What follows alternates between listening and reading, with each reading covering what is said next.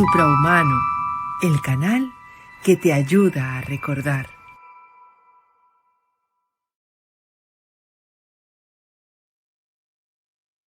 Hola a todos y bienvenidos a este nuevo programa de Suprahumano, el canal que te ayuda a recordar. Y hoy tenemos con nosotros a Artur Sala. Artur Sala todos lo conocen, pero para que los que no le conozcan, licenciado en física por la Universidad Autónoma de Barcelona, ensayista, conferenciante. Él escribe de una forma muy rigurosa y con voz crítica sobre la ciencia y su conocimiento oculto. También ha sido actor. Ya también nos contarás un poco de eso que me interesa un montón. Y hoy nos va a ofrecer una perspectiva de la ciencia en un contexto distinto, que tiene que ver mucho con la degeneración y la ignorancia que estamos viviendo y que cada día crece más y más. Vamos a hablar de la ciencia, de lo que realmente es, de lo que representa, de las verdades acerca de ella, de los implantes que tenemos acerca de la ciencia, de estas leyendas que al final nos hemos creído y todas estas cosas que no nos permiten ver la realidad y que cuando conocemos y nos lo están diciendo nos hacen entrar en una disonancia cognitiva, que esto es muy duro de entender y de asimilar. Arthur, bienvenido. Pues muchas gracias, Claudia, por invitarme y bueno, hoy vamos a abordar un tema que va a ser un poco polémico, ya lo sé. Y sí, yo lo llamaría la disonancia cognitiva dentro de la disonancia cognitiva, que es Ah, esa segunda fase que tienes que atravesar cuando penetras en esto con el contexto de estos tiempos, en tratar de averiguar qué es la realidad y qué es la verdad. claro, porque es que el problema es que si el inicio ya está mal, ya el resultado no puede ser bueno. Si desde el principio está mal, pues ya no podemos tener un buen resultado. Bueno, hemos mencionado la palabra mal en tu explicación y creo que es importante para empezar decir dos cosas. La primera de ellas es que nosotros procesamos la realidad de manera dual. ¿Y eso qué significa? Significa que nosotros en nuestra cabeza tenemos armado un concepto de lo que está bien y de lo que está mal. Y eso lo tienen todos los seres humanos, ¿no? Entonces, para tratar de entender lo que yo hoy quiero explicar, y sé que esto se va a malinterpretar y sé que habrán comentarios que no estarán. Me quiero adelantar ya a estos hechos porque como ya ha pasado en otras ocasiones, pues lo quiero ya decir ahora, es que la gente simplemente escuche, más que nada, más que nunca en esta, que simplemente escuche y que no procese esto en bien, mal, de acuerdo o desacuerdo, sino que simplemente lo escuche. Es un hecho, procesamos la realidad de manera dual y todos tenemos una lista situada a la izquierda y a la derecha. Entonces, segundo punto. El segundo punto es el tiempo. Cuando nosotros observamos la historia nos damos cuenta de que en la era moderna vivimos de una manera muy diferente a cómo se vivía en el siglo XVIII. O sea, en esa época todo estaba dominado por el clero, por las casas reales y el pueblo pues no pintaba absolutamente nada. Y muy diferente del medievo y muy diferente del periodo clásico, el periodo romano, ¿no? Son formas de ver la vida completamente diferentes. Parece que la historia lo que nos dice es que hay ciclos. Y esos ciclos marcan claramente formas de pensar y de procesar la realidad de acuerdo a esta percepción dual de la realidad, esta percepción de bien o mal. De manera que lo que estaba bien o mal en el siglo XVIII podía no tener nada que ver en el siglo XX y podía incluso ser algo plenamente aceptado en la época romana. Por ejemplo, cuando se hicieron prospecciones en Nápoles, cuando hubo todo el tema del volcán de que destruyó Pompeya, se descubrió, para la sorpresa de los arqueólogos, de que en la era romana era una época de depravación, lujo, sexo desenfrenado, ¿no? Porque habían muchísimos burdeles en el Vesubio, ¿no? En Pompeya, ¿no? Con lo cual, lo que en la época romana era lo normal, que era una época de depravación sexual, en la época medieval era todo lo contrario y hoy en día pues es una cosa pues también totalmente contrario. Pongo esto como un ejemplo para ver que realmente la realidad y cada una de las parcelas de la realidad la hemos ido procesando de manera ciclológica y con ciclos, ¿vale? Entonces, dicho esto, que procesamos la realidad desde un punto de vista dual y que por otra parte la historia parece indicarnos como una hipótesis de que la forma de ver las cosas ha cambiado y hoy en día esto es evidente, si tú te vas a Indonesia, te vas a Vietnam, te vas a la selva amazónica, vas a ver que la realidad ahí se procesa de una manera completamente diferente. Hay que entender que el contexto de la ciencia nace en la era moderna y por lo tanto en el periodo ilustrado. ¿Vale? Y eso ha sido claramente dominado por una cultura que ha sido la cultura inglesa, es decir, la ciencia moderna, el empirismo de Darwin, Faraday, Ampère, nace en el seno de la sociedad victoriana. Y esa sociedad victoriana es una sociedad que se emerge después de la Revolución Francesa y de las guerras napoleónicas. Y en ese contexto desaparece la clase social de la aristocracia y es reemplazada por la burguesía, por una primitiva burguesía. ¿Vale? Una primitiva burguesía que después fue desarrollándose hasta la moderna burguesía. Esa burguesía cree que ocupa un lugar de poder dentro de la sociedad, porque se le otorga algo que se llama la democracia y se le permite votar y formar parte de las decisiones de la sociedad y de la política y del gobierno. O eso falsamente cree.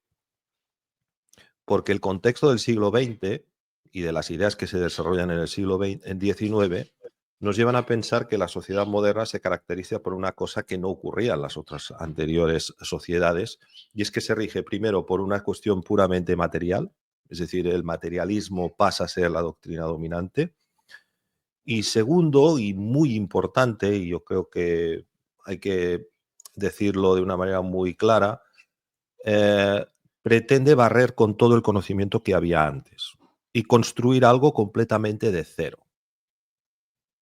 ¿Sí?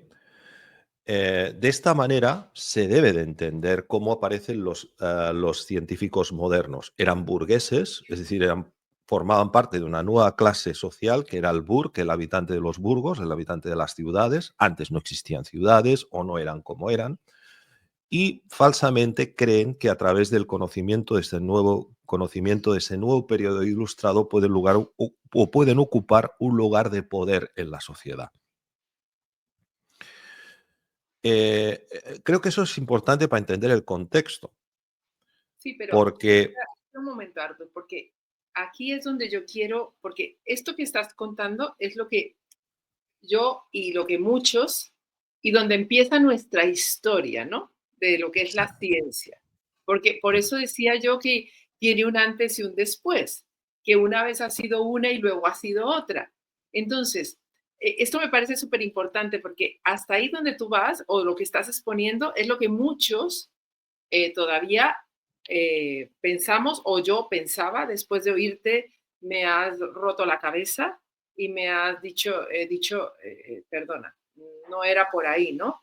Entonces, ahora que me estás diciendo esto, ¿por qué tú dices que entonces no tiene un antes y un después? Tú mismo estás diciendo que ahí sí, nació algo que se suponía que antes no había, pero la ciencia, según lo que tú dices, no se corrompe.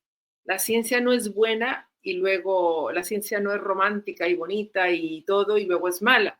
La ciencia desde el primer momento está diseñada, ¿no? está diseñada para formar parte de un periodo histórico, que es el periodo histórico dominado por el materialismo Ujú.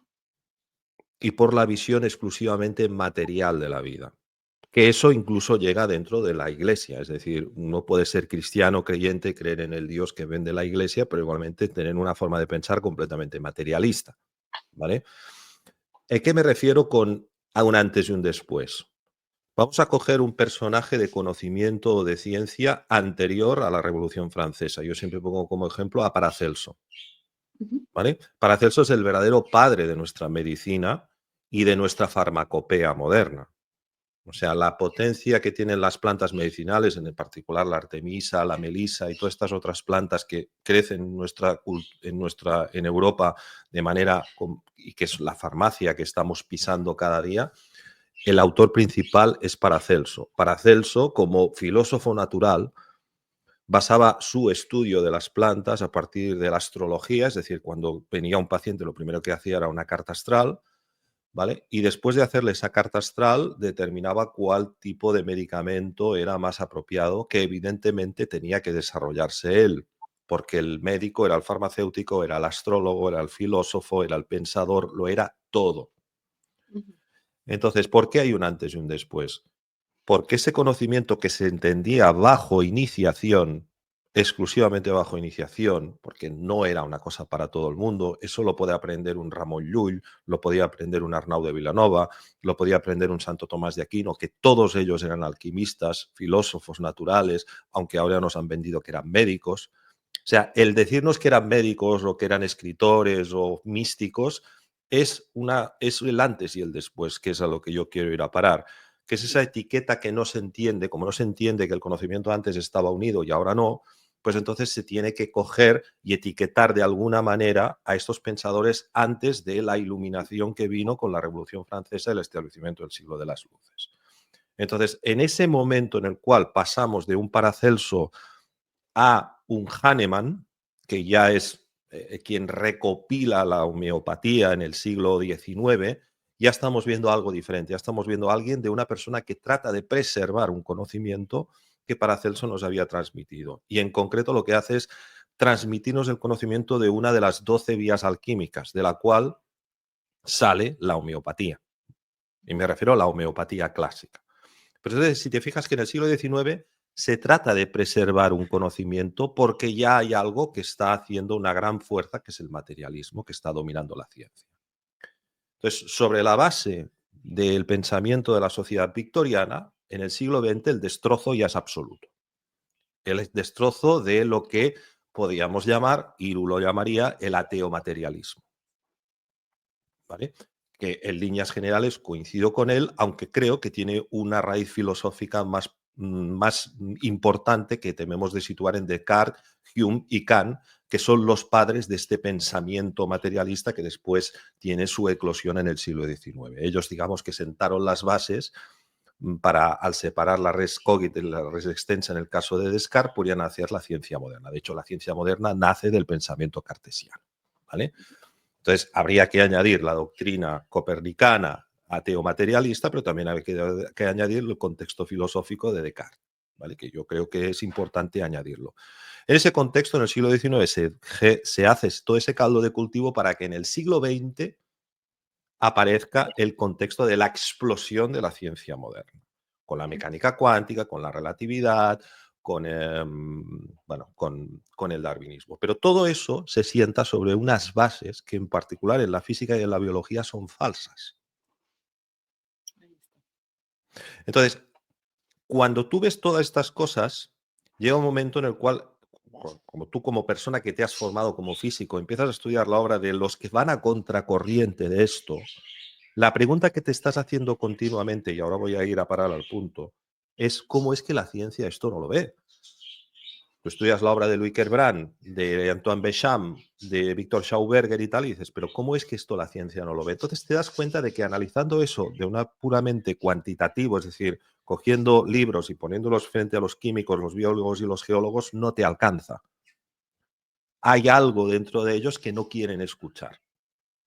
Y en ese no te quieren escuchar no lo puedes encontrar en lo análisis puramente cuantitativo, sino que tienes que hacer una vista de halcón, separarte un poco del problema y tratar de entender el contexto de la historia. Y en ese contexto de la historia es cuando entiendes que la calidad cualitativa que tiene los 200 últimos años es que hemos procesado la vida desde una perspectiva puramente materialismo y que por lo tanto el materialismo a nivel político, a nivel filosófico, a nivel económico y sobre todo a nivel científico debía de apoderarse de las visiones vitalistas que habían dominado la ciencia anteriormente o el conocimiento anteriormente en un Paracelso. O sea, si Paracelso levantara ahora el padre de la medicina moderna, levantara ahora la cabeza y fuera a un hospital y viera cómo la medicina alopática está tratando a la gente, se creería que está en otro planeta, que se ha ido a otro espacio dimensional. Esa cosa que hace gracia, y realmente hace gracia, es lo que yo llamo el antes y el después. Pero ahora vuelvo al punto que yo te decía, no procesemos la vida o la realidad desde una perspectiva dual. Entonces, ¿la ciencia es mala según tu punto de vista? No, la ciencia tiene el lugar y el espacio como tótem que ahora estamos adorando dentro del contexto de la sociedad moderna y de estos últimos 200 años dominados por el materialismo. Y en ese contexto, gracias a lo que pasó en marzo del 2020, y lo que se catalizó dentro de muchas personas es el sentimiento de que debemos de ir a una sociedad postmaterialista. Es decir, que ya estamos sentando las bases o las semillas para una transición a una sociedad postmaterialista, que sería una sociedad de una vuelta a los orígenes, donde en el otro polo estaría el transhumanismo, que es a donde quieren ir a parar.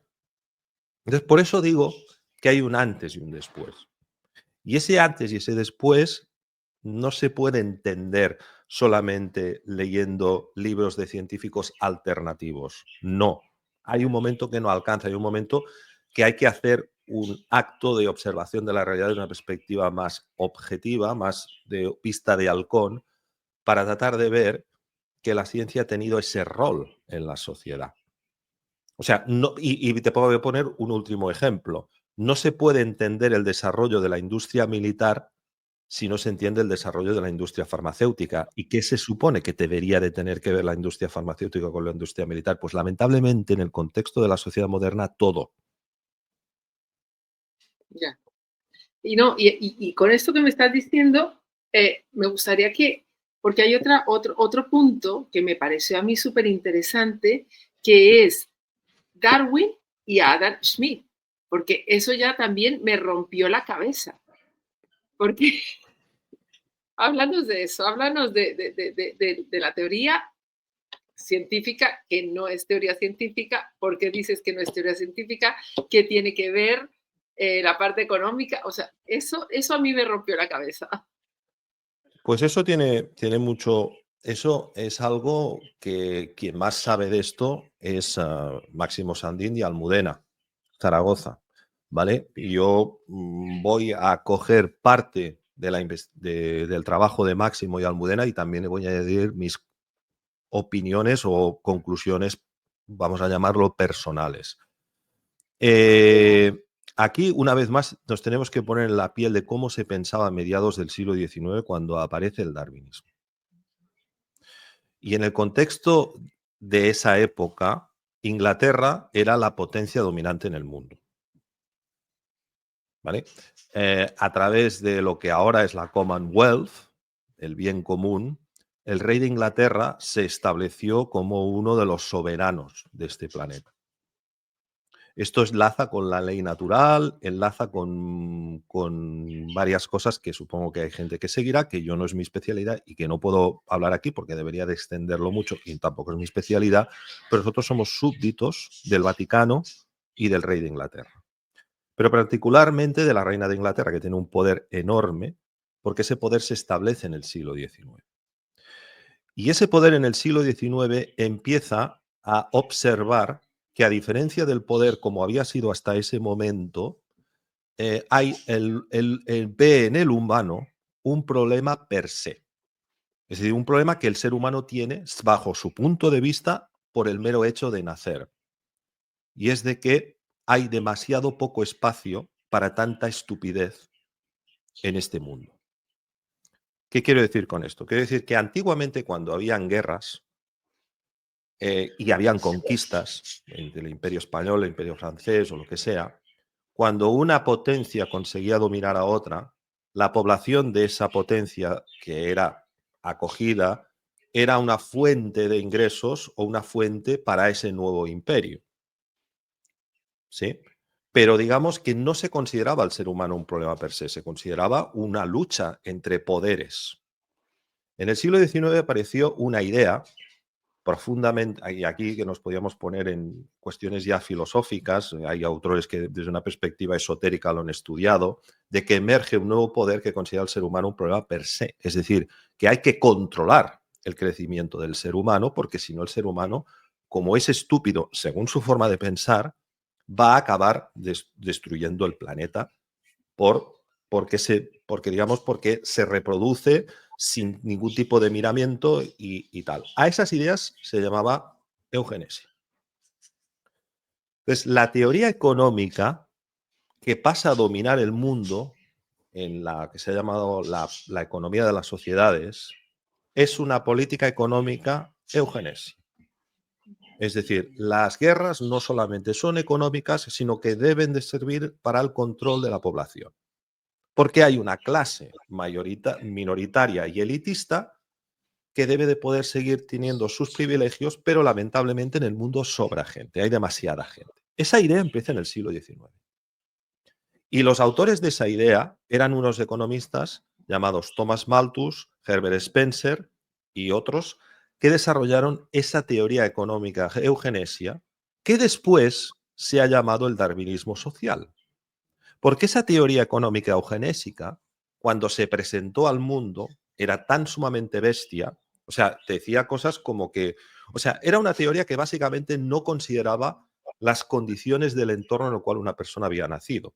Es decir, se consideraba que los seres humanos somos alcohólicos, violentos, agresivos, pero no se consideraba el entorno en el cual esa persona había nacido. Es decir, si había nacido en una sociedad donde muchísimos niños morían de hambre porque los padres no los podían mantener, tenían que emigrar a América, todo eso no importaba para la doctrina eugenésica del X Club y del darwinismo social. La única cosa, el contexto no importaba, es decir, el contexto no hacía a la persona mala para esta filosofía de gente. Claro, esto es muy perverso, porque realmente el contexto es lo que hace que tú seas una mala persona o un delincuente. Si tú y yo hubiéramos nacido en alguna de las favelas de Río, pues a lo mejor ahora mismo estaríamos disparando tiros para la mafia y tal. Es que eso es de cajón, pero eso es lo que esta gente no querían considerar en su filosofía, si lo podíamos llamar de una manera, que para mí es algo totalmente repugnante.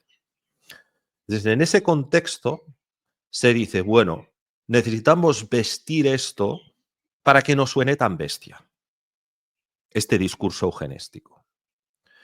Y de resultas de eso, se coge a un sobrino de Herbert Spencer que iba para cura y que era aficionado a la naturaleza, se cogen todas las ideas de la evolución que existían en el siglo XVIII y que habían sido desarrollados por Cuvier, por el conde de Buffon, por Lamarck, la herencia de los caracteres adquiridos, eso de que los hijos tienen los ojos de los padres, pues esto viene de Lamarck, que es el primero que lo estudió, pero eso se había estudiado en el siglo XVIII, se había estudiado muy, muy bien y se sabía que una especie solamente puede aparecer en el embrión de una nueva especie, porque fuera no tiene ningún sentido estudiar la evolución de las especies fuera de un embrión.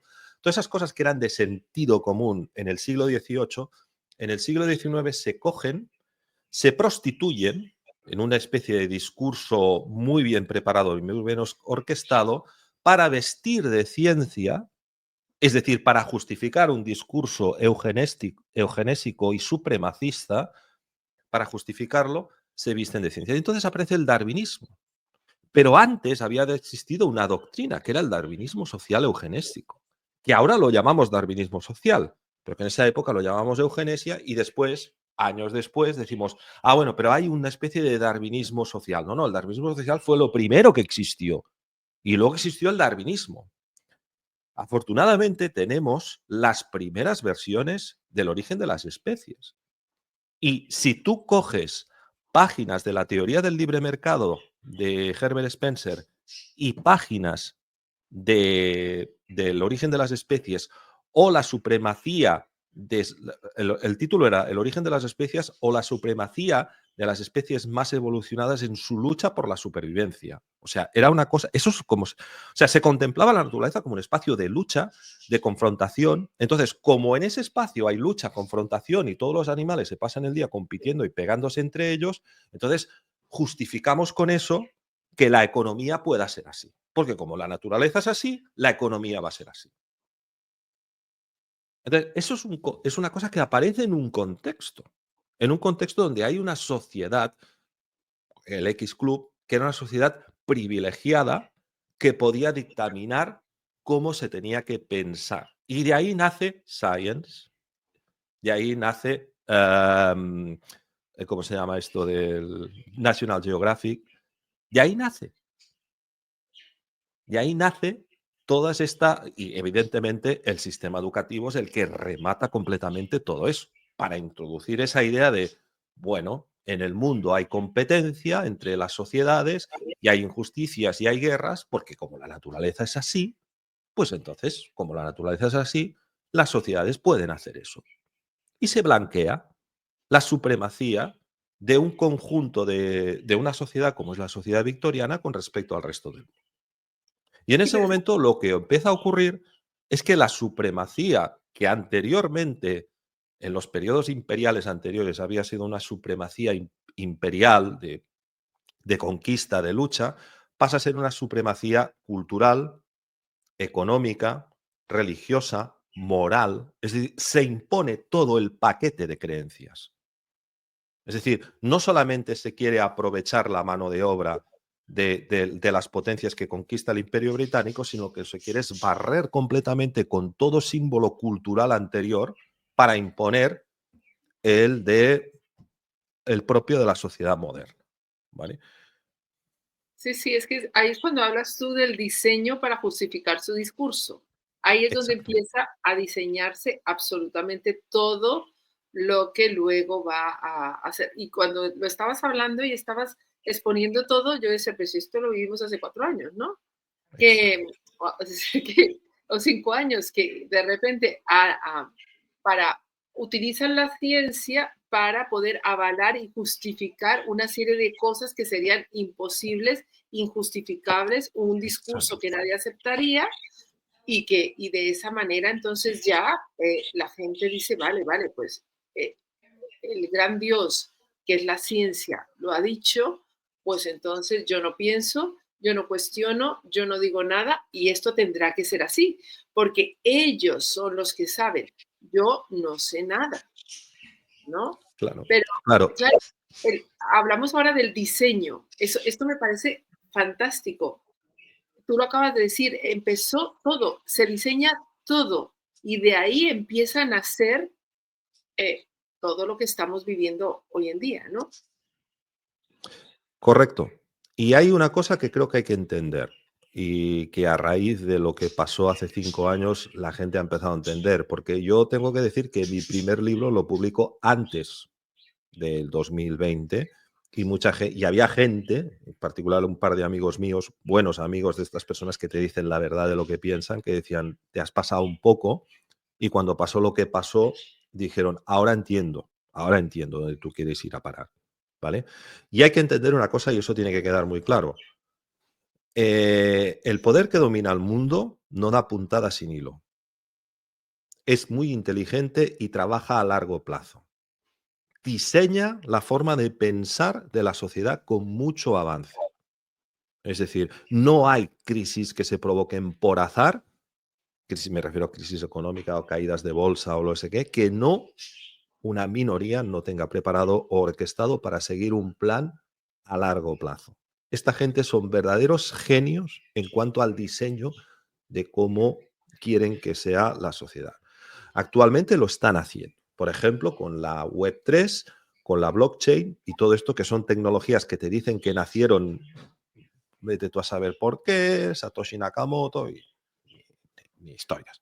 Esto lo que han creado ellos mismos, porque nunca dan puntadas sin hilo. Y trabajan, y en eso hay que reconocerlo, cuando tu rival hace las cosas mejor que tú, te lo tienes que reconocer, de que ellos trabajan muy, muy bien con el diseño a largo plazo. Y con, o sea, lo que podríamos llamar al X Club es el primer gran think tank de la historia. Think tank significa laboratorio de pensamiento. Y eso es lo que hay que entender. Hay un programa, un laboratorio de pensamiento inoculado en esta realidad. Esto hay gente que lo explica 100.000 veces mejor que yo. Si estuviera aquí Víctor Brosa, lo explicaría mucho mejor que yo, ¿vale? Pero es esencial.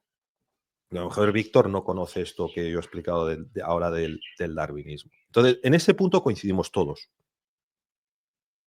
Coincidimos todos. O sea, y es una cosa a la que llegas después del enfado. Primero te enfadas porque dices, bueno, lo que están haciendo es cruel, se están quitando la máscara, están revelando su crueldad, y después de revelar su crueldad, llegamos a la raíz de fondo, que es como ha ocurrido con Lara, que ahora en la segunda parte, el segundo documental que está haciendo, ya está yendo más allá. Y en ese ir más allá es, bueno, ¿realmente esto en el 2020 ocurrió o en el 2020 se fractalizó algo que ya se ha ido produciendo a lo largo, en particular, de este ciclo de 200 años presidido por el materialismo? O 230 o Pero, 240. Arthur, en la Que historia y en algunos desde una perspectiva muy New Age, bajo mi punto de vista, lo llamarán resets, porque ahora se ha puesto de moda esta palabra de los resets, pero es que no hace falta llamarlo reset. Si tú vas al siglo XVIII, vas al siglo XIX, ves que es completamente diferente la forma de procesar la realidad. No hace falta complicarse tanto la vida ni ponerle tantos nombres. Lo digo porque... Y ha terminado. Sí, sí, no, es que cuando tú hablabas en el transcurso de la historia, porque tú decías, claro, es que yo me di cuenta a partir del 2014 ya empecé, pero en el 2020 ya es que ya caí completamente. Y Correcto. cuando tú caes, de repente se te cae el velo y empiezas a ver todas las fichas del juego, ¿no? Pero como tú, a medida de que ha pasado el tiempo y si nos vamos más atrás, ha habido muchas más personas, muchos más Sí, estudiosos, muchos más científicos, muchos que se les ha caído el velo y sí. que de repente han querido decir, oye, que por ahí no es, espérate un momento. Entonces ahí llevamos a todos estos proscritos, ¿no? A toda esta gente, a todo esto que se ha descubierto realmente y que se ha escondido, que se ha tapado. Tú sé que has estudiado también esto y tienes un conocimiento grandísimo sobre todo esto. ¿Podrías decirnos a grandes rasgos cómo ha sido también ese juego, esa mecánica y qué es lo que ha pasado con toda esta gente y cómo se puede ir recuperando? Mira, a mí me gusta, para poder responder esta pregunta, ponerte un ejemplo concreto, ¿vale? La fusión fría.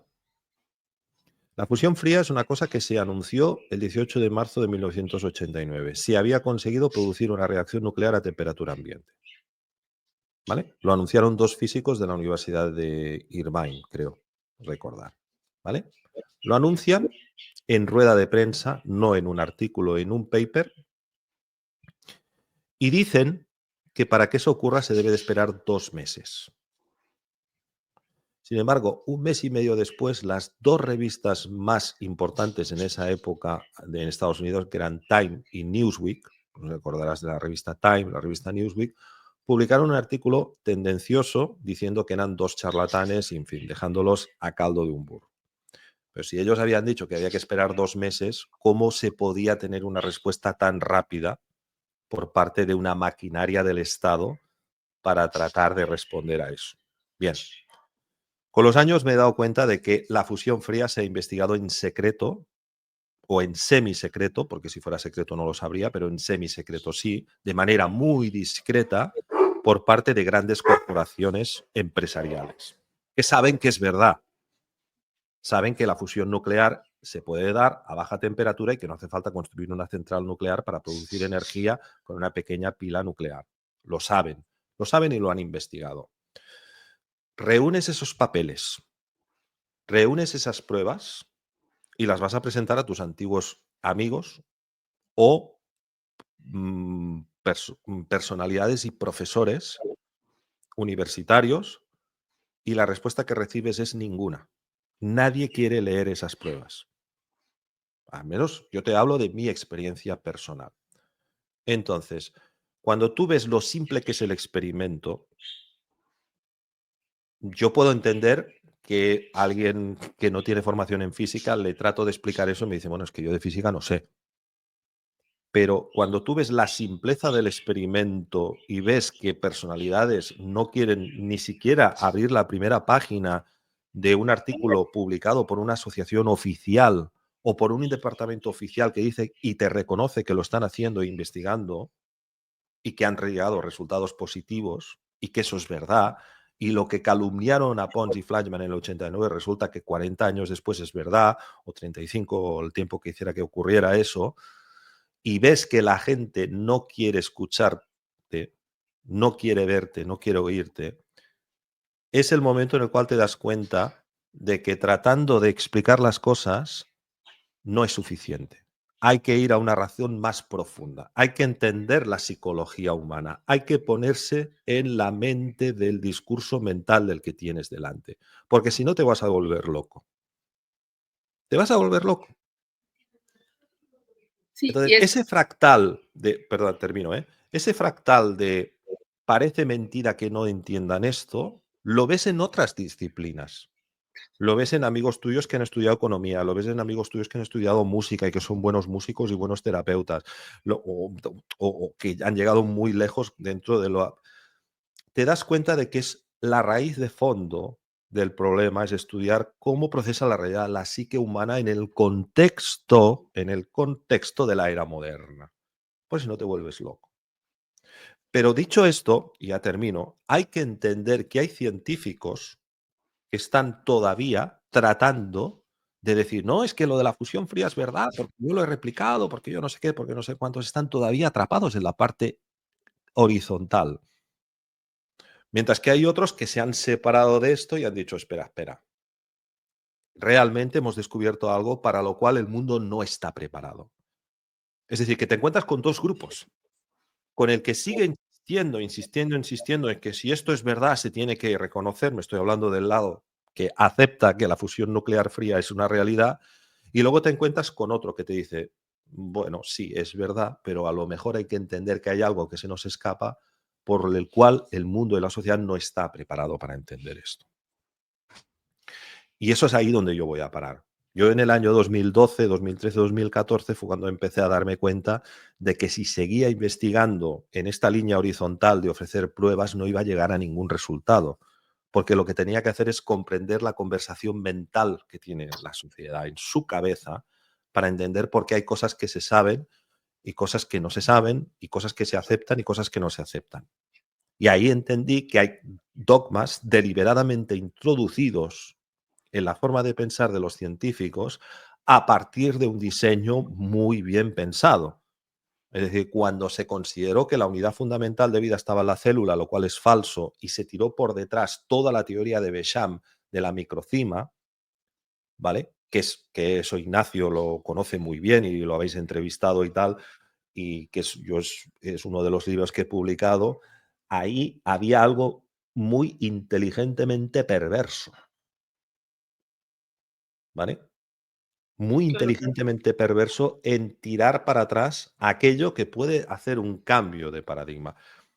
Entonces, a la conclusión a la que llegas es que en la era moderna el hombre sigue, el 90% de la sociedad sigue y hace lo que le dicen que tiene que hacer. No tiene pensamiento propio, no tiene autonomía propia, no tiene capacidad para discernir lo que está bien de lo que está mal, porque tiene un programa en su cabeza que se lo impide. sí, sí, es que precisamente ahí es donde yo me he quedado en lo del diseño, porque es lo que tú dices, la creencia es tu filtro. Lo que crees Claro. es lo que hace que veas las cosas de una manera o de otra. Y lo que yo viví cuando tú me estabas contando toda esta historia, que yo en mí misma estaba viviendo esa disonancia cognitiva, que yo decía, sí, esto es verdad, sí, esto también, no, pero no puede ser. Y otra vez, sí, sí, sí, es verdad, pero espérate un momento, a ver, y por más de que te digan las cosas, y por más de que veas las pruebas, y por más de que lo tengas todo enfrente, no tienes la capacidad de poder sacar todo y con una tranquilidad verlo. Ujú. Entonces, donde yo digo que está la disonancia cognitiva y donde es el diseño real, es la programación que tenemos de la que no somos conscientes Porque yo digo, ¿por qué me pongo así por algo que me dicen? Hay algo dentro que no lo puede creer, por más de que yo esté viendo y el discurso sea completamente coherente, Correcto, coherente. Pero claro, correcto. yo ya sé, o por lo menos cada vez intento estar más consciente de cómo es mi mente, cómo funciona y cómo el programa está ahí y cómo el programa sale y qué, cuál es el resultado en mi cuerpo físico de que ese programa se está cayendo, se está tambaleando. ¿Y cómo sale mi mente a justificar lo injustificable para poder mantener esa creencia? Porque es que se te cae el suelo. Es fantástico porque cuando empiezas a entender todo esto, como tú dices, empiezas a entender muchas de las cosas que están pasando y por qué, como tú mismo dices, gente que es tan inteligente y que está con toda su buena voluntad, experimentando, estudiando, haciendo cosas, van por un camino erróneo y no pueden hacer otra cosa. Sí, y fíjate que lo que yo te he dicho nos obliga a plantearnos e ir un paso más allá y darnos cuenta de que igual en definitiva todo lo que pensamos son creencias, todo, y que todo es una proyección de la realidad. Y me explico. Yo hace muchos años yo seguía el programa de Andreas Faber-Kaiser, de un investigador que para mí ha sido uno de los mejores junto a Fernando Jiménez del Oso, de misterio y tal, ¿no? Y en una entrevista que le hicieron a un hombre que se llamaba André Malví, él le pregunta, Andreas le pregunta, oye André, ¿se puede curar a una persona por fax? Porque en esa época el fax era lo que existía, ¿no? Y André le contestó, eso de curar a distancia es una fantasmada. En realidad no existe tal cosa. Lo que sí existe es la falsa creencia de que una persona no puede autosanarse por sí sola. O sea, no existe la capacidad o el poder de curar a distancia. Lo que sí existe es la falsa creencia de que hay una distancia. ¿Hay una distancia entre tú y yo ahora mismo? Pues en el espacio físico y en la realidad que nosotros procesamos, quizás sí, pero en el espacio áurico, etérico que no podemos ver, a lo mejor tu alma y la mía están ahora mismo tocándose y la energía está tocándose, ¿no? Entonces no existe tal cosa como curar por fax, porque la parte que no vemos de ti a lo mejor me está tocando a mí y a lo mejor está yendo al otro extremo del universo. ¿Qué quiero decir con eso? Que todo en definitiva son creencias. Todo en definitiva son creencias. El otro día escuchaba a Víctor Brosa que decía que él se ha salido del cuerpo muchas veces. Y decía, bueno, cuando yo me salía del cuerpo antes de creer que la Tierra era plana, pues veía la Tierra esférica y ahora la veo plana. Claro. Y no estoy hablando de la Tierra plana ni de la controversia. Estoy hablando, por favor, que se entienda lo que digo, no lo que tal, de la creencia. Si antes creías que la Tierra era esférica y te sales del cuerpo, te vas al espacio, vas a ver una Tierra esférica. Pero si ahora crees que la Tierra es plana, pues si te sales del cuerpo la vas a ver plana. En definitiva, todo forma parte de un sueño. Estamos viendo un sueño. Estamos viendo una realidad donde parece que se nos ha puesto para que experimentemos algo que en la verdadera creación no podemos experimentar, que es la sensación de dualidad y separación. Y ahí volvemos a la premisa inicial, procesamos la realidad de manera dual. Claro, porque estamos en el espacio adecuado para procesar la realidad de manera dual, pero como ilusión, no como realidad. Entonces, te pongo otro ejemplo. La primera vez que a mí me hablaron del veo fuiste tú, aquí abajo, hace 2 años casi, cuando vinisteis a grabar con Lara, ¿vale? Claro, yo soy una persona que proceso la realidad de acuerdo a lo que puedo ver. O sea, yo necesito verlo para creer, ¿vale? Entonces tú me lo explicas, yo digo, vale, vale, está muy bien, me hago una idea de cómo será esta escuela en Inglaterra, en fin, todo lo que me explicas y tal, ¿no? Pero hasta que no veo una persona que lo hace, es cuando digo, hostia, esto va en serio, ¿no? Claro, ¿por qué es importante veo? Porque veo es algo que nos está permitiendo comprender que en realidad todos son limitaciones en nuestra mente, todos son programas y ese es uno. Entonces, después de lo que pasó en el marzo del 2020, de un tiempo para aquí, yo lo que estoy viendo es que la principal cosa que se está produciendo dentro de esta comunidad disidente, por llamarlo de alguna manera, es que nos estamos dando cuenta de esto. Pero todavía hay gente que está muy atrapada diciendo, no, es que la Tierra es plana, la Tierra es redonda, pero el cáncer, pero los virus existen, pero los virus no existen, pero si no sé qué, pero no sé cuántos, que te pin, que te pagan, ya basta, ya tú, ya basta. O sea, estamos coexistiendo todas esas realidades. Y es que esa es la gracia del juego, que coexistan todas esas realidades. Los que creen que los que creen que el Anka es que sí, que no quiero decir más cosas porque ya sabes, ¿no? Pero, y tampoco quiero despertar polémicas, por favor, es que esto no va de si yo creo una cosa o creo la otra, va de que simplemente contemplo y observo la realidad y veo que hay unos que creen que sí, otros creen que no, y veo que hay disputas dentro de este mundo disidente. Cuando este mundo disidente hay una parte significativa de él que está dando cuenta de que en realidad todos son creencias y que por lo tanto lo que tenemos que hacer es observar esa creencia, ¿no? Y reírnos de esa creencia, ¿no? Y cuando alguien nos jode la vida o nos dice algo que no nos gusta, pues a lo mejor ya está pactado eso en el holograma superior y en ese holograma inferior en el que estamos ahora, con esa realidad dual, pues toca que tú y yo como actores juguemos a hacer ver que nos estamos peleando y que estamos disconformes con esto, ¿no? Pero en realidad es un juego, es una proyección, es una película. O sea, soy un actor dentro de una fantasía mayor que Claro, interpreta un personaje que se llama Arthur Sala. Entonces, la vida parece que te va diciendo, no, es que todo eso que tú crees, pues lo crees hoy, pero mañana vas a creer una cosa completamente distinta y mañana siguiente otra cosa completamente distinta. Y la única cosa que tienes que hacer es observar esa creencia y decir, pues bueno, pues hoy la observo, la veo desde esta realidad, pero si mañana resulta que me dicen que no, pues que me da igual. O sea, me da exactamente lo mismo. El materialismo procesa la realidad de manera dual y cree que hay una objetividad, pero esa objetividad ha sido ya amplísimamente refutada. El primero que lo hizo ya fue Poincaré. Poincaré ya te lo dijo. No se puede predecir el estado final de un sistema porque es demasiado complejo, depende de demasiadas variables y esa es la gracia de que no se pueda predecir. O sea, la gracia no está en que tú puedas predecir cómo irán las cosas. La gracia está en que no puedas predecirlas.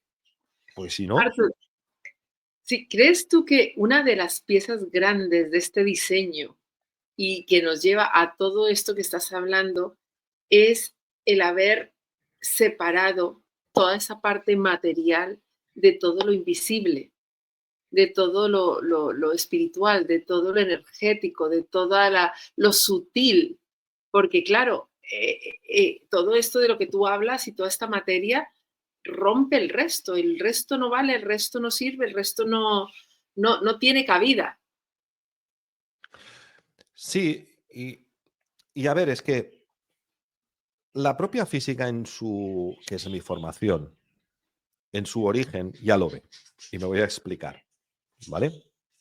Heinrich Hertz, en 1860, es el que descubre que el electromagnetismo se propaga con ondas. Y descubre que la luz es un tipo de onda electromagnética con una frecuencia concreta. Y el desarrollo de la onda hertziana nos permite ver que la única realidad que vemos de todo ese espectro es un espectro así de pequeño, donde vemos el rojo, el azul y el verde. ¿Vale? Maxwell, cuando escribe las ecuaciones del electromagnetismo antes de Hertz y dice el electromagnetismo debe de propagarse en ondas y después, años después, Hertz las detecta, Maxwell ya te dice, es un sistema demasiado complejo. Tengo más ecuaciones que incógnitas y por lo tanto hay partes que puedo resolver y puedo crear un motor eléctrico porque hay una parte que se puede entender, pero hay una parte del electromagnetismo que no se entiende. A veces en una central eléctrica pues revienta un transformador y nadie sabe por qué. Entonces, si las ecuaciones de Maxwell fueran correctas, concretas, exactas y totalmente deterministas, que en gran parte lo son, los transformadores o las estaciones transformadoras nunca se romperían y sin embargo algunas se rompen y algunas saltan y nadie sabe por qué. Porque el propio Maxwell en su inicio ya te dijo, hay variables ocultas, hay cosas que no es que no las puedas saber porque eres tonto, no las puedes saber porque la naturaleza ha decidido que no las puedes saber y que forman parte de la incógnita de la vida y que la vida tenga incógnita es lo que hace que tenga gracia, porque si no tuviera incógnita, pues ¿qué diablos pintaríamos aquí? Entonces, Con esto te quiero decir que ya la física, que es la ciencia que yo domino, en su esencia sabe que la realidad de lo que ves es esto y que hay muchísimas variables ocultas que te permiten nunca poder determinar el sistema. Sin embargo, los físicos continuamente se olvidan de eso. Dicen, no, existe una realidad objetiva, tal, no sé qué, porque sí, es verdad que hay los sistemas complejos y dinámica de los sistemas complejos y las teorías de Mandelbrot sobre el caos, sí, pero hay cosas que se saben, cosas que se... Es mentira. No hay una realidad objetiva que se pueda medir. ¿Vale? O sea, un ingeniero puede calcular la presión o el volumen de una válvula para que no explote, no tal, y sí, en el 99% de las veces tendrá razón y hay una parte que se puede cuantificar de la realidad. Si no, los aviones no volarían, la radio no funcionaría, los ordenadores no funcionarían, etc. Es decir, hay una realidad que es cuantificable, pero no lo es toda, ni mucho menos. Y debe de ser así. No es que sea así porque seamos tontos, insisto, sí, es así porque es lo que hace que tenga gracia. Pero el problema es que la ciencia se olvida continuamente de esas bases. Si es que los primeros ya lo vieron. Los primeros ya lo vieron que no hay determinismo, que el determinismo es una falsedad. Pero nos olvidamos de eso. Nos olvidamos, ¿no? Entonces, claro, cuando tú escuchas según qué discurso sobre que esto es así porque vino de un sopa de murciélago, no sé qué, no sé cuánto, ya me entiendes y tal, pues dices, bueno, pues entonces, ¿cuál es nuestro punto de partida? Que es que nos hemos olvidado del... ¿Qué pasa? Que es que toda la ciencia se basa en esto, pero tranquilo, que cuando lleguemos a la ciencia de verdad ya no se basará en esto. Ya, entonces sí que ya podemos... O sea, todo es relativo, pero cuando lleguemos a ciertas cosas, esto es así. No, no, entonces ¿en qué quedamos? Si todo es relativo, todo es relativo. Estoy siendo en esta un poco sincrético, ¿no? Pero es donde quiero ir a parar. Es como yo he visto. Entonces la ciencia moderna he visto que ocupa un rol, no es ni buena ni mala, ocupa un rol dentro de un ciclo temporal dominado por el materialismo que lleva 240 años y que ahora está en entredicho y está en grave crisis.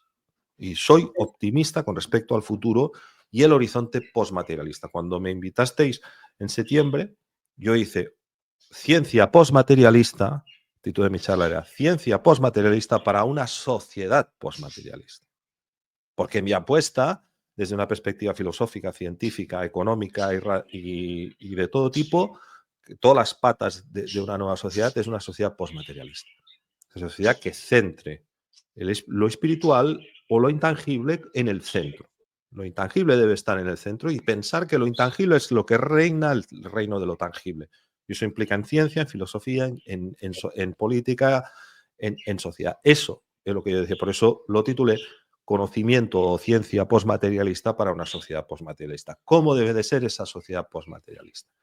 Sí, mi Y pregunta yo es, hice mi apuesta de cómo debe de ser. te digo, mi pregunta es cómo llegamos a eso que tú estás diciendo si nuestro Dios y nuestra religión actualmente es la ciencia. O sea, es que ¿en qué momento pasó esto? Es que ya hemos llegado, o sea, o es que ya hemos llegado, no se puede llegar más, ya hemos llegado al final con todo esto, ya de diosificar la ciencia y que ya es la nueva religión, es porque realmente hemos llegado al punto en el que tenemos fe, una fe ciega, hemos perdido el norte con lo que es la ciencia. Y tú dices, claro, una ciencia postmaterialista para un mundo postmaterialista, pero ¿cómo llegamos a eso? Bueno, llegamos por cansancio. O sea, ¿cómo ha aprendido el humano por cansancio? El humano aprende porque acaba hasta las narices de una cosa y entonces empieza a hacer otra. Lo hemos visto fractalizado en nuestras vidas. Simplemente es un ciclo, es un color. O sea, la visión materialista de la vida es un punto de vista. Lo material existe y la medida y el peso en parte son objetivables. ¿Vale? Entonces, es como una carta de, o sea, para mí las diferentes eras forman parte de un viaje de la conciencia. Un viaje que si podíamos verlo, recorre los 12 arquetipos fundamentales del ser humano. Aries, Tauro, Géminis, regidos por los 3 principios y los 4 elementos, ¿vale? ¿Vale? 3 por 4, 12. Para llegar a un 13º estado. Hay un 13º estado, un estado que va más allá de lo pisciano,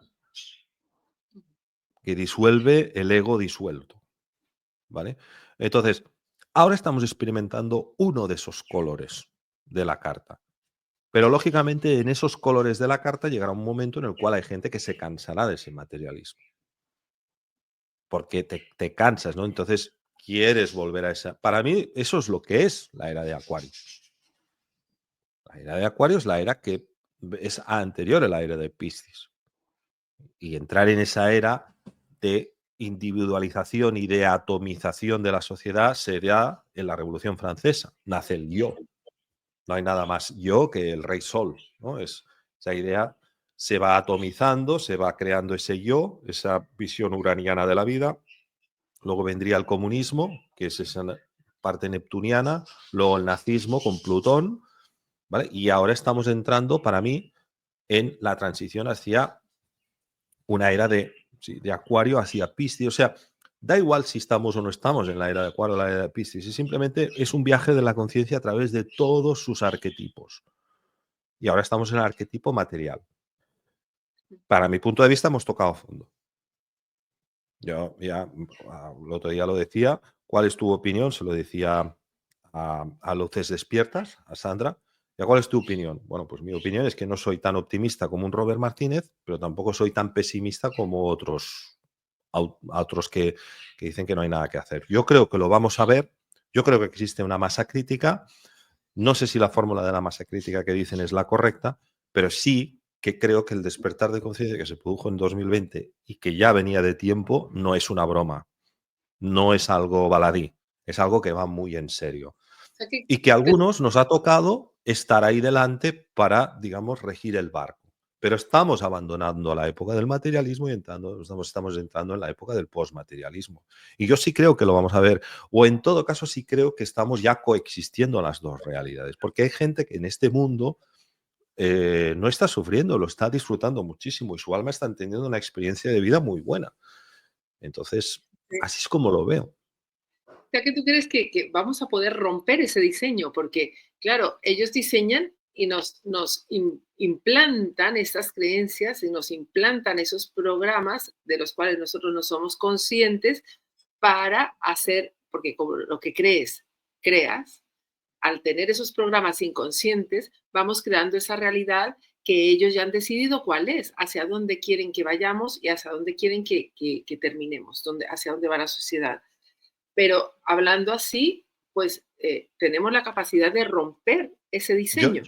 Es que yo lo veo diferente. Yo veo que, tal como tú lo has planteado, veo que hay dos realidades y que coexisten. La primera es la realidad de una serie de personas que vamos a decir en minoría que amamos la libertad de verdad y que nosotros decidimos el futuro que queremos, pero ante el que no se posicione en esa postura, la sociedad le va a poner la solución. Y la solución va a ser salario universal, transhumanismo, etcétera. Porque ya está ahí esa realidad. Es decir, la gente, y eso sí que soy súper concreto ahora, dentro de 10 años no habrán ingenieros, no habrán arquitectos, no habrán abogados, no habrán ni siquiera escritores, porque todo esto lo van a hacer las máquinas. La pregunta es, ¿qué vamos a hacer con toda la gente? No habrán ni artistas. Solamente los más genios en diseño gráfico, pero todas esas profesiones van a desaparecer. Pero el alma Entonces, no ¿qué la significa, puede. qué significa eso? Y eso es que si estuviera aquí Fran de Olza, que es un autor que recomiendo muchísimo, que lo explica muy, muy bien. Entonces, la IA va a cambiar muchísimas más cosas y va a hacer que una parte de la sociedad tenga que hacer algo. ¿Y por qué se intentan implantar las monedas digitales?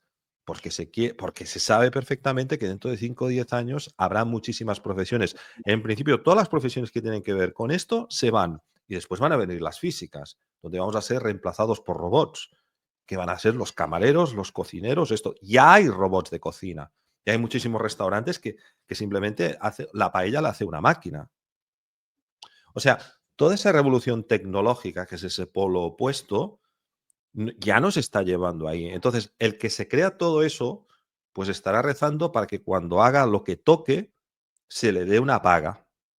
Ese es el polo entre el miedo y la libertad. Entonces, la libertad la tienes que amar para poder comprometerte con la libertad. Y en ese mundo, yo te aseguro que se puede coexistir. Mi apuesta es, ¿se puede coexistir esa realidad de libertad con esa irrealidad de control? Sí, por supuesto. Sí que se puede. Porque todo lo que se hace por el beneficio del control es con tu consentimiento. Y nosotros no somos conscientes de que entregamos nuestra vida nada más nacer, Ujú. con Pero ¿y todo qué el tema pasa del entonces? derecho romano y tal. Pero todos esos pactos se pueden deshacer. Pero uno tiene que mover el culo, balando claro, y que tener la firme voluntad de comprometerse con la libertad, pero no de comprometerse de palabra, sino de acción y de hecho, y de compromiso y de espíritu. Mi pregunta es, ¿qué pasa entonces con la ciencia? ¿Habrá también 2 realidades? Ya las hay. Nunca la ciencia alternativa ha tenido más interés que ahora. Ujú. Nunca. No se puede, yo no me puedo, yo lo tengo que decir. Yo antes del 2020, a mis charlas de mis conferencias venían 4 gatos. Yo ahora no hago más porque no me apetece.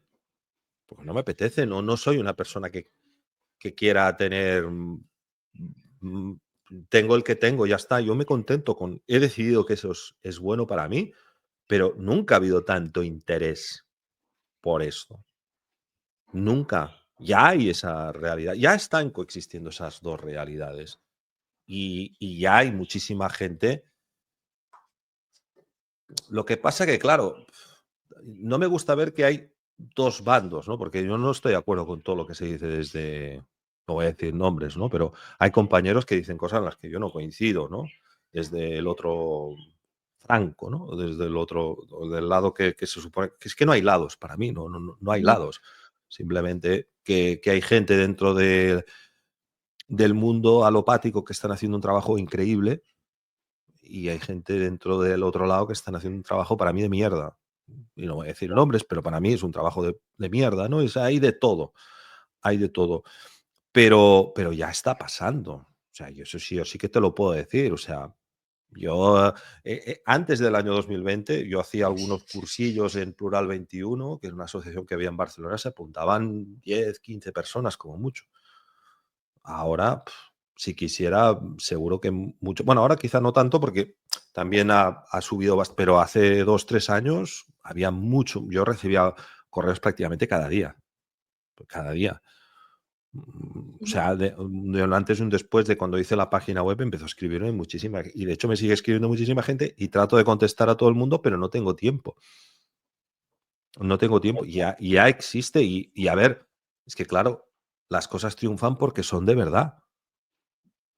O sea, cuando, no sé, es que hay cápsulas concretas dentro de este conocimiento, como puede hacer la nueva medicina, de, del señor H, que cuando empiezas a leerla es de un sentido común aplastante. Entonces, ese sentido común aplastante es el que seduce, ¿vale? Es el que seduce. Seduce la verdad cuando tiene un sentido común aplastante. No puedes parar de leer. Yo la vez que me leí los 2 libros de su testamento fue en 2010. No podía parar de leerlo. Porque decía, madre mía, 100 casos de riñón, 100 casos de hígado, 100 casos. Hay una correlación clara entre causa y efecto y tal. Y que después hay que ir mucho más allá, ¿no? Pero no puedes parar de leer porque el poder de la verdad va directamente al sentido común y a la lógica. Y en el momento que tú ves esa lógica y el sentido común, te atrapa. Y en el momento en el que te atrapa ya no hay vuelta atrás. Ya sabes que no hay vuelta atrás. Ujú. Y lo peor que se puede hacer es posicionar, es estar en medio. O estás en un lado o estás en otro. Exacto. No hay, no hay medias tintas en este mundo moderno. O sea, tú no puedes creer en la nueva medicina y después recomendarle a una persona que se ponga esas cosas que ponen, ¿no? Que ya me entiendes, ¿no? Porque es que no. ¿En qué Claro. quedamos? O crees una cosa o crees la otra, pero no puedes creer las dos a la vez. No tiene ningún sentido, no tiene pies ni cabeza, ¿no? Entonces, ya hay esa coexistencia. Pero esa coexistencia tiene que existir porque la época de Acuario, y en eso yo estoy bastante de acuerdo con Parise cuando lo habla, es individual. Ujú. O sea, es un proceso de individualización que empezó con el proceso de atomización, de uranización de la sociedad que se da con la formación del yo. O sea, esto lo puedes ver en la música, en el momento en el, o sea, la música del barroco y del clasicismo, el autor no tenía ninguna importancia. Si era Bach, Mozart o lo que sea, todo eso no tenía ninguna importancia. Bueno, eran trabajadores del emperador. O sea, ahora, por el porrazo, aparece la Revolución Francesa, el establecimiento de la burguesía, y aparece un Beethoven que te coge y dice, ostras, voy a componer una sinfonía a este hombre que nos va a liberar del mundo, que es Napoleón, y compone la heroica, la tercera sinfonía. Pero ya hay un yo soy el autor que quiere darle gloria al que nos va a liberar. Después, cuando invadió Prusia, le retiró la dedicatoria, pero la heroica estaba dedicada a Napoleón, ¿no? Es esa cosa de hay un yo, hay un creador, hay un autor, es una cosa de la era moderna, del siglo XIX-XX. Antes no. Los autores pasaban sin pena ni gloria. Si escribían o componían música o lo que sea, eran artesanos. Entonces, en esa creación del yo, eso lleva a otro yo, que es el yo más espiritual, que es la liberación de la sociedad uno a uno, que es lo que está pasando con la era de Acuario. La era de Acuario es una era donde las personas coexistimos en esa realidad, pero en esa coexistencia con esa realidad, la llamada es de uno a uno, no hay colectivización, como en la era de Piscis, ¿no? Que es más, bueno, vamos a ir todos, vamos a pasar todos. No, en la era de Acuario no pasamos todos, pasamos uno a uno y cada uno a su tiempo y en su momento. Así lo veo yo, ¿eh? Sí, sí. Bueno, sí, es que ha sido una historia en creciendo, ¿no? De muchos aspectos. ¿Y crees que ha habido otra época en la que hubiera coexistido estas dos realidades, como tú dices, y que yo también pienso, porque lo veo y lo siento, que el ser humano haya tenido otra época en la que haya pasado esto mismo? ¿O es algo a lo que hemos llegado ahora y es algo de ahora, de este momento? Creerlo es lo que debo de hacer, porque no lo puedo afirmar. Ujú, Pero la dicotomía entre espíritu y materia siempre ha existido, ¿vale? Siempre ha existido. Y eso, por ejemplo, se puede ver muy claramente en la India. O sea, las doctrinas tántricas se dice que tienen un origen anterior a las doctrinas védicas, provienen ujú. de un pueblo que es el pueblo draviniano, que es un pueblo anterior al pueblo arianiano, a la invasión indoeuropea. Y tú puedes ver que en las doctrinas tántricas, como son más antiguas, hay unas visiones más espirituales y menos materialistas que las doctrinas védicas, que después dan lugar al jainismo y a otras doctrinas que son bastante materialistas, ¿no? Dentro de la filosofía de la India, ¿no? Entonces, ese polo, esa lucha entre lo espíritu, lo sutil y lo denso siempre ha existido. O sea, no nos vamos a engañar, ¿no? Pero creo que siempre han coexistido. Eso es lo que yo creo. O sea, antiguamente podías escuchar, por ejemplo, ahora que estoy leyendo los Shiva Sutras de Patanjali en la edición de Oscar Pujol, ¿no? Oscar Pujol te dice que hay varias versiones de los Shiva Sutras, algunas más materialistas, que defendían pues, a Vichesa y filósofos más materialistas, y otras más espirituales. Por ejemplo, en la época clásica de Grecia, pues tendríamos a Demócrito y luego tendríamos a, no sé, yo me atrevería a decir que el más elevado de los filósofos de la historia ha sido Pitágoras, ¿no? Pitágoras es el que unió el misterio menor y el misterio mayor, ¿no? Entonces, esa dicotomía, digamos, esa visión del mundo desde perspectivas materiales y sutiles y densas ha existido siempre, pero en armonía. Es decir, esas escuelas filosóficas de la antigüedad, cada uno tenía su forma de ver el mundo, en particular en la India, y se respetaban y se respetaban, ¿no? Se valoraban, ¿no? El tema es que toda esa coexistencia desaparece en el siglo XIX y XX. Y desaparece principalmente porque se rompen los linajes iniciáticos. Paracelso, por ejemplo, no aprendió por su cuenta, aprendió porque siguió en su momento un linaje. O sea, ese conocimiento que tenía Paracelso lo recibe por iniciación. Entonces, cuando se rompen las sociedades tradicionales, se rompen las cadenas iniciáticas, es cuando todo el mundo empieza a hacer la guerra por su cuenta. Y al empezar a cada uno a hacer la guerra por su cuenta, pues entonces sí que las visiones materialistas y las visiones más sutiles se enfrentan. Cuando existían linajes y herencias iniciáticas, entonces las realidades podían coexistir un poco más. Pero también creo que todo eso estaba planificado. También creo que todo eso estaba planificado. Mm. Pero ya te digo, y también creo que todo tiene su nivel. O sea, Platón te dice una cosa, pero Pitágoras va más allá de Platón. O sea, Platón te dice que hay una realidad que tú estás viendo, que no es la realidad real, porque hay un mito, el mito de la caverna, donde tú estás viendo una proyección y que cuando tú sales, ¿vale? Te está hablando de un despertar, te está hablando de algo que sería la base de la filosofía de Castaneda y de otros muchos más. Pero Pitágoras es el que te dice, sí, pero esa realidad que tú estás viendo como falsa, que es una proyección que es falsa, está en coexistencia con la realidad superior. Por lo tanto, todo viene del creador, ¿no? Es decir, o sea, Pitágoras es el que te dice que el mal está contenido dentro del bien.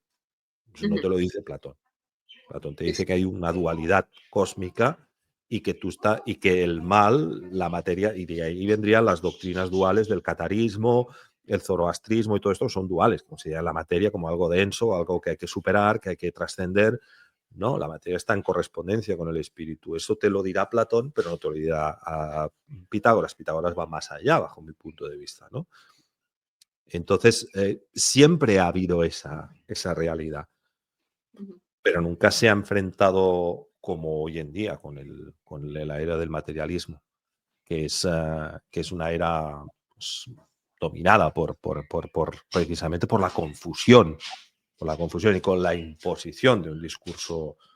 Claro. uh, Y esto me lleva a hacerte una pregunta que eh, puede parecer una pregunta muy tonta y muy obvia, pero que yo creo que es súper importante en los tiempos que corren. ¿Qué es la ciencia? Es que no es la mejor pregunta que me podías hacer. Esa me la han hecho una vez. Ciencia significa conocimiento. Exacto. Entonces, ¿cómo se llega al conocimiento? Con un método.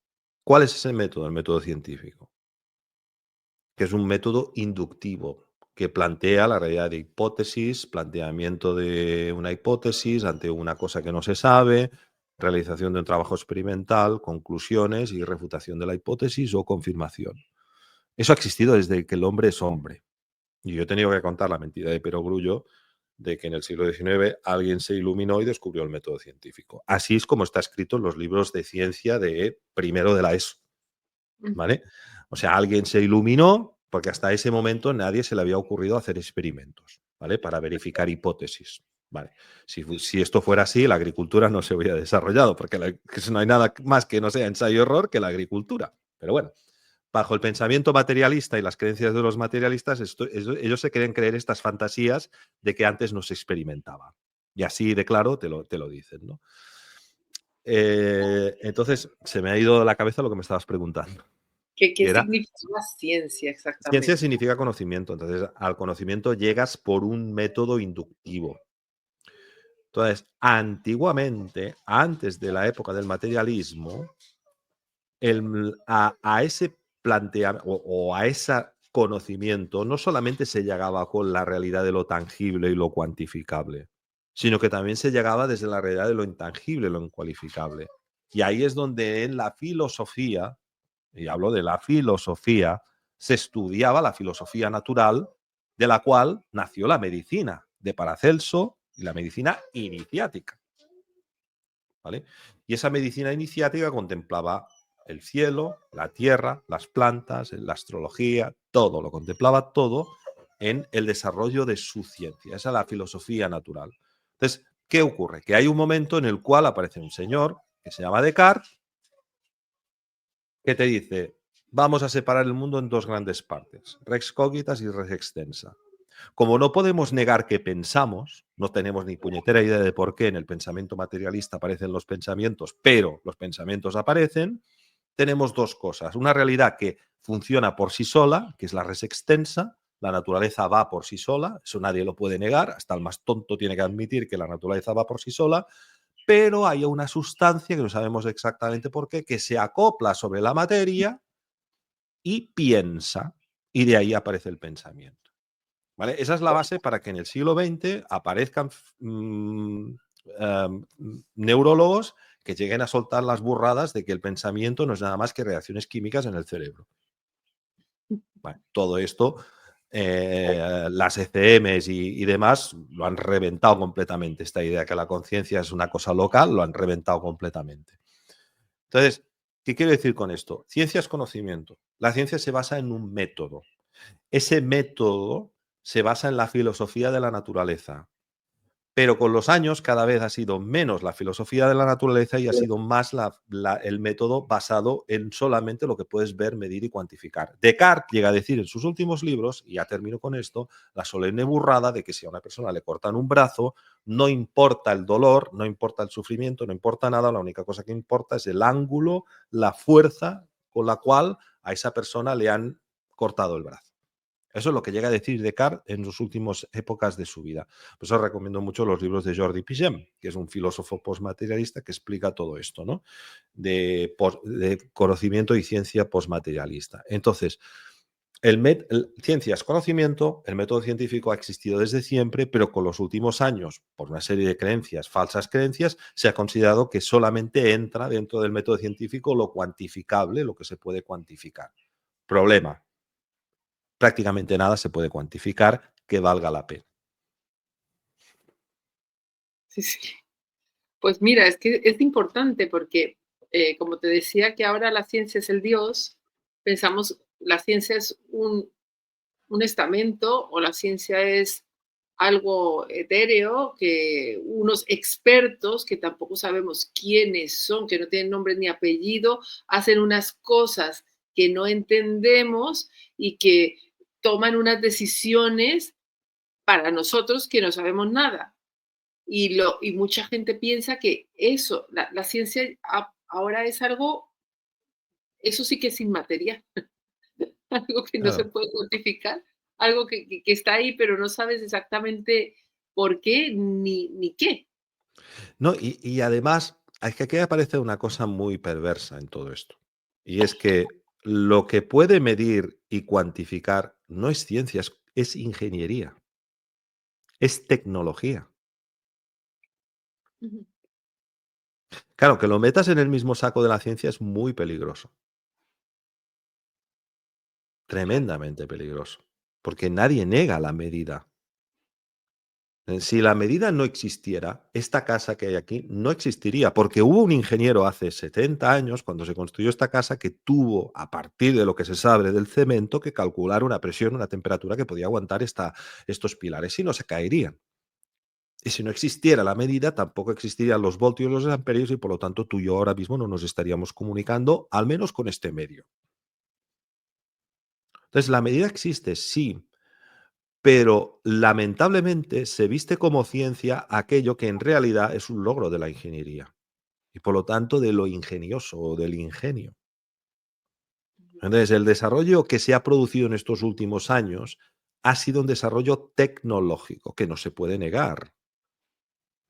Y ahí me remonto a las palabras sabias de uno de mis grandes maestros o personas que para mí son un reflejo, que es Arcadio Rojo, que decía que bueno, él bueno, es un hombre que estuvo en el Centro de Inteligencia Artificial de Pittsburgh en los años 80.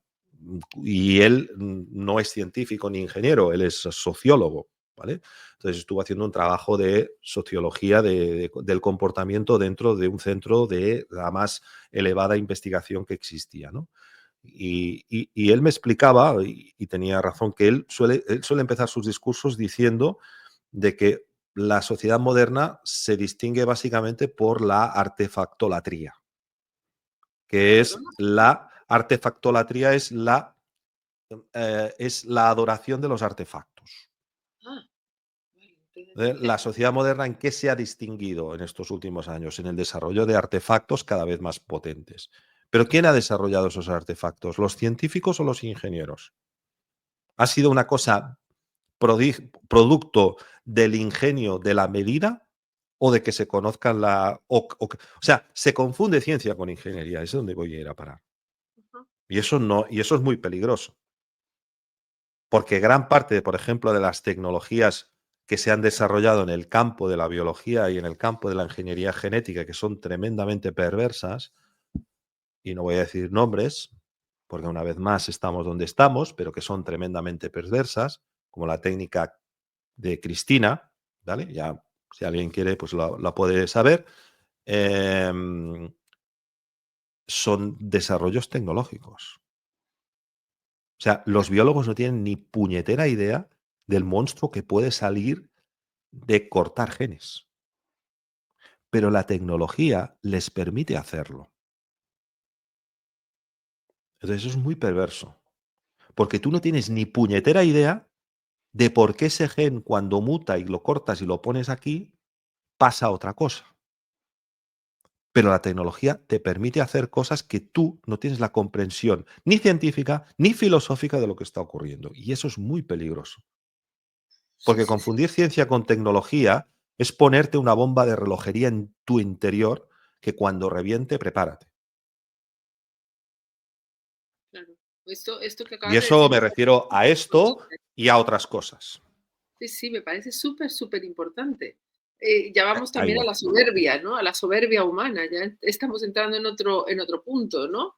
No, Aquello la ilusión, la ilusión de decir, bueno, es que hemos hecho aviones que vuelan a Mach 20 y que salen el otro día veía que sale un avión de Pekín y echa una bomba sobre Los Ángeles en 5 minutos. Vale, no niego que eso es un desarrollo. No voy a entrar en cuestiones de si es ético o no es ético. No niego que hay miles de personas que han tenido que rebanarse los sesos para conseguir que eso se pueda hacer o se pueda producir. No lo niego. Pero lo que te quiero decir es que cuando eso lo quieren vestir de ciencia, por lo tanto de conocimiento, por ejemplo, sobre la vida, pero ignoran las causas por las cuales la vida tiene esas leyes, pero hay una tecnología que les permite hacer cosas que ellos no entienden en su base, cuidado, pues eso es muy peligroso. Eso claro, es tremendamente peligroso. claro. Y eso es lo que ha pasado en 2020, donde el doctor Mallow, que es el que había inventado, ¿ya me entiendes? Ujú, Pues tuvo que decir exactamente esto. Tuvo que decir, espera, espera, que yo cuando desarrollé esto no lo hice pensando en que esto podía llegar hasta aquí y hacerse de esta manera y no sé qué. Yo dije, vamos a probar a ver qué pasa. Pero ya. vosotros el ver qué pasa os importa un pimiento. Ya estáis cogiéndolo y, bueno, es que Sí, no puedo decir más, ¿no? Entonces, parece mentira, pero que no puedo explicar más, ¿no? Entonces, cuidado, que a mí me hizo mucha gracia la primera vez que escuché esto de Arcadio, porque Arcadio fue a dar una conferencia en Barcelona, en el Ateneo de Barcelona, para hablar de esto, de la sociedad, de que la artefactolatría, ¿no? ujú, La idolación de la tecnología como fuente de evolución, ¿no? Y la práctica totalidad de la gente se rió de él porque Arcadio proviene del mundo académico, entonces provino gente del mundo académico que fueron a escucharlo y la práctica gente no entendió esto que te estoy tratando de explicar ahora y que cualquier persona puede entender, que no es una cuestión de ser inteligente, es una cuestión de pensar con un poco de lógica más allá de la caja, de lo que te han contado, ¿no? Si tú no conoces la razón por la cual algo muta, porque realmente los biólogos, si son honestos consigo mismo, te dirán que no tienen ni puñetera idea de por qué la vida existe, porque la vida no debería de existir, no debería de haber conciencia y sin embargo la hay, pero la tecnología te permite hacer cosas que tú no puedes entender, ahí hay que vigilar muchísimo y estamos jugando a ser dioses. claro. Ahí Estamos, y estamos es muy hay peligroso, ¿eh? soberbia. Porque cuando tú niegas a Dios, pero juegas a ser como Él, cuidado, Sí, sí. cuidado. Pues Arthur, esta parte me parece súper importante porque has dado en el clavo en lo que es la tecnología y lo que es la ciencia, porque la confundimos mucho y pensamos que todos estos avances científicos son toda esta cantidad de máquinas que nos ayudan a hacer muchas cosas y a tener muchos diagnósticos y a hacer cosas espectaculares y la inteligencia artificial y todo esto con lo que conlleva, ¿no? Y es muy importante esto que estás diciendo, pero yo me quedo con las dos realidades. Yo me quedo con esta parte de que estamos viviendo en un momento en donde tus creencias, tus programas son lo importante, el poder observar cómo está ese programa, en qué crees, en qué no crees, qué, cómo reaccionas ante esa creencia, cómo te hace sentir eso que te están diciendo o te dejan de decir, cómo ves la otra parte o la otra realidad. ¿De qué manera? Entras en el juego y te traes esa linealidad para este lado o realmente, como dices tú, levantas el vuelo de halcón y tienes la capacidad de ver desde arriba y poder ver toda la escena con todo el contexto que esa escena tiene, ¿no? Entonces, me parece fantástico y yo me quedo con estas dos realidades porque al fin y al cabo cada cual tiene la suya y como dices tú, te tienes que posicionar o en la una o en la otra. Aquí ya no sirven medias tintas, aquí ya No. estamos o en un sitio o en el otro. Al principio estaban muy juntas, ¿no? Pero yo creo que cada vez se van separando más, cada vez van teniendo más separación y cada vez, ya antes podías estar como dando saltitos de una a la otra, ya la separación es tan grande que ya no puedes saltar, ya tienes que quedarte en uno o en otro lado. Y me parece fantástico todo esto, de verdad, que todo lo que has dicho, esta importancia de ver ese diseño, esta importancia de ver lo que tú dices, que sí hay un antes y un después, pero realmente no lo hay. Porque si te centras en el diseño, si te centras en en lo que se quiere conseguir, no hay antes y después, ¿no? O sea, está Se pactó, se se pasó. pactó, se Sí, pactó. sí, Y me remito a que aprendemos por cansancio. O sea, tú le puedes decir a tu hijo 50.000 veces cuando le regales una bicicleta que vigile, que hasta que no se pega una hostia con la bicicleta no va a entender el peligro que hay detrás, ¿no? Entonces, no sé por qué, pero iba a decir lamentablemente, pero no sé por qué, porque es una pregunta que me la han hecho muchas veces, ¿no? ¿Por qué aprendemos de esta forma? ¿Por qué el ser humano tiene que aprender de esta forma? Por esa vía tan basada, porque esto conlleva sufrimiento y dolor. Y esa es la gran pregunta, ¿por qué sufrimos, no? igual Yo es no otra tengo. creencia, ¿no?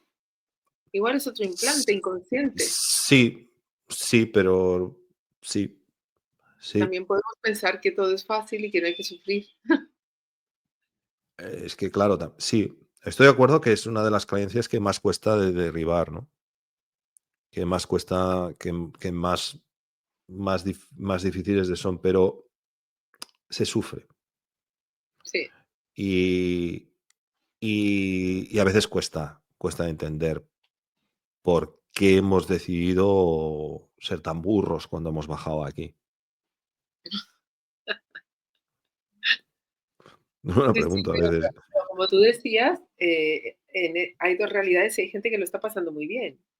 O unos que estamos disfrutando de muchas cosas que también nos trae y descubriendo cosas nuevas, Sí, aprendiendo cosas nuevas, entendiendo cosas que antes no nos habíamos planteado y sí, todo esto es fascinante porque se te pasa el tiempo aprendiendo y queriendo saber cada vez más. claro. Entonces, Y el camino es ese, el camino es vivir la realidad y aprender, porque es que igual la vida no nos pide tanto. Yo creo que la vida no nos pide tanto, nos pide que la vivamos. Fíjate, ya, que, que vivir la, y que- sentir. que la vivamos. Ahora, eso sí, en el conocimiento,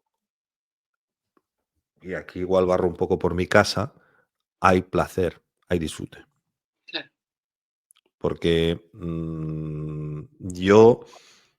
yo me di cuenta, o sea, yo me tiré a la ciencia alternativa por 2 motivos. El primero es porque cuando terminas la carrera te quedas con una sensación que se quedan muchos de: "Ah, pero ¿esto era de lo que iba la física? esto es de lo que iba tal. Pues qué mierda, la verdad. Es muy decepcionante, ¿no? Que la vida sea así, ¿no? Y luego, o sea, primero es como una realidad como que te casas con alguien porque es el primer hombre que pasaba por tu vida, o la primera mujer que pasaba por tu vida, y no piensas mucho y te casas y dices, bueno, me gusta esta, pues me caso, ¿no? Y después dices, pues esto es lo que era casarse, ¿no? Y después conoces una persona que te hace sentir algo que ni cuando tenías 15 años y veías la guapa de la clase, pues es un proceso de enamoramiento. Y eso, lo que quiero decir es que leer a Schauberger, leer a Reich, leer a Priore, leer a Lakowski, leer a Arsonval, leer a estos que yo he estudiado durante tantos años y que tengo tantos libros pendientes de escribir para narrar su obra, que espero poder ir publicando, seduce. Entonces, el mecanismo debe ser la seducción. O sea, la astrología yo la veía como una superchería por el programa que yo tenía metido en la cabeza, porque el programa que yo tenía metido en la cabeza es de cómo si coges el país y coges el ABC y ves que el pronóstico para Tauro es completamente diferente. Es decir, lo que me explicaban es que el horóscopo es vaya chorrada, te lees el país, eso es lo que decía Carl Sagan en una entrevista, ¿no? Entonces, cuando tú te explican la raíz filosófica de la astrología, entonces, lo que te seduce, lo que te hace que te muevas, es el placer de ver algo que es bello y hermoso, porque le ves belleza y coherencia. Ves, a ver, vamos a ver, ¿qué significa Aries? Aries significa el primer fuego. ¿Y cuándo se da? Pues en la primavera. Después viene la tierra, que es cuando se hace semilla, y ahí aparece el Tauro, ¿no? Entonces después aparece el aire, que es Géminis, ¿no? Entonces esa semilla necesita. Y entonces llega al esplendor con Leo, que Leo es el sol, que es el yo, es el. Claro, todo eso dices, es que es súper coherente, es que es súper lógico. O sea, no hay ni un solo astrólogo profesional que se considere bueno que no se haya sentido seducido por la belleza de esto, ¿no? Y porque algo te está resonando detrás de ese conocimiento que te viene a decir que el universo se comporta así, que por lo tanto es un conocimiento suprahumano, que no te pertenece a ti, que pertenece a algo que trasciende tu yo. O sea, las leyes herméticas nadie se las puede apropiar, porque las leyes herméticas existían mucho antes de que Asclepio o Hermes las escribieran. O sea, esas leyes, o sea, dejarte seducir por las leyes universales es dejarte seducir por la belleza. Y a todos nos mueve la belleza. Entonces nos atrae la belleza, nos atrae lo bello y lo hermoso, ¿no? Entonces, gran parte de la ciencia materialista moderna y el conocimiento materialista moderno es que es aburrido, tiene falta de espíritu, de alma, y es falso, ¿no? Entonces, lo que te seduce siempre es detrás de la verdad. Si detrás de la verdad no hay belleza, no hay verdad. Es Ujú. así. Si detrás de la belleza no hay verdad, perdón, si detrás de la verdad no hay belleza, es que no es verdad. Es que no es verdad. Bueno, pues con esta frase creo que podemos terminar porque, claro, vamos con esta verdad y vamos a buscar verdad, pero con belleza detrás. Entonces ya podremos certificar que si esta verdad tiene una belleza, pues nos toca, nos seduce, como tú dices, y la podemos integrar. Entonces, pues, oye, Artur, muchísimas gracias, de verdad ha sido un placer. Y bueno, como siempre, cada conversación contigo es que te abre muchísimas puertas y a mí me encanta. No me canso de escucharte. Pues, Y pues, encantadísima, de verdad. pues muchas gracias a ti, Claudia, y es un gusto y bueno, somos familia cósmica y muy contento de estar aquí. Ya sabes que cuando quieras volvemos Bueno, y seguimos hablando. que te espero en casa, que te espero en casa para que te pongas en Sí, antifaz. tú y yo tenemos eso pendiente. Ya sabes que hay algo muy, muy serio detrás de esto, muy, muy serio. Completamente, que eso es lo que intento yo difundir. Esto es Sí, mucho sí, más de lo que la gente piensa. Sí, sí. Esa belleza que hace que esa verdad realmente sea verdad. claro, claro. Pues muchas gracias, Artur. Un Encantada. abrazo. Hasta Hasta la pronto. Chao, chao.